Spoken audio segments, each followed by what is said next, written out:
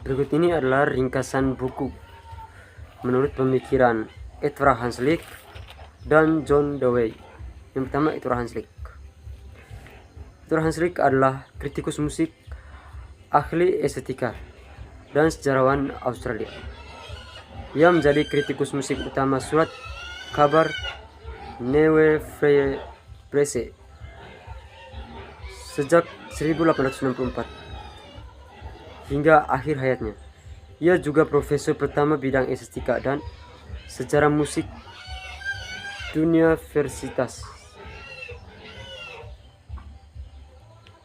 dan dianggap sebagai pendiri aliran formalisme musik dalam estetika.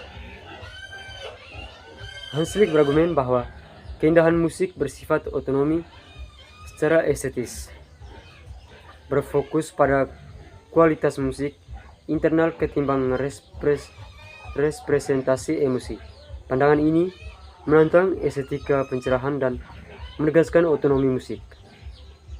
Ia menolak pandangan bahwa musik bernilai karena mengekspresikan atau meniru emosi atau efek perasaan. Sebaliknya, nilai musik terletak pada bentuknya sendiri. Istilah kunci musik disebut inhaltos atau tanpa konten naratif atau emosional dari luar. Namun, ini tidak berarti musik tanpa substansi atau nilai, melainkan hasil karya, pikiran, keterampilan, dan berbakat untuk pikiran-pikiran berbudaya lainnya. Hanslick adalah kritikus konservatif yang membela musik absolut di atas musik programatik. Memihak kubu Robert Schumann dan Johannes Brahms adalah War of the Romanticus, sekaligus sering mengkritik kombinasi seperti Franz Liszt dan Richard Wagner.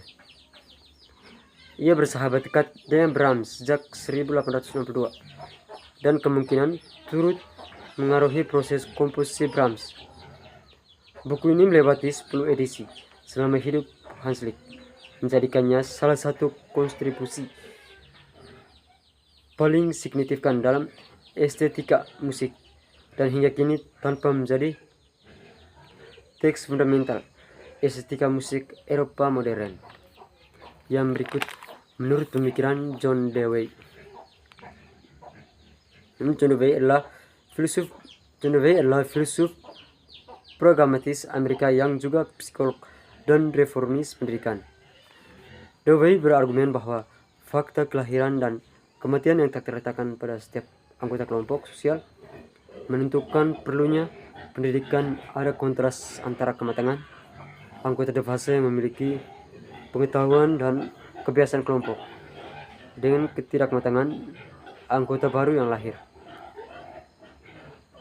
Dewey menentang model pendidikan di mana orang dewasa berceramah kepada murid dan murid hanya mengikuti aturan ketat. Ia mengusulkan pendekatan yang lebih partisipatif dan berbasis pengalaman. Bagi Dewey, demokrasi bukanlah sekedar sistem pemerintahan dengan syarat-syarat tertentu, melainkan syarat-syarat yang dibentuk oleh rakyatnya, bukan sebaliknya.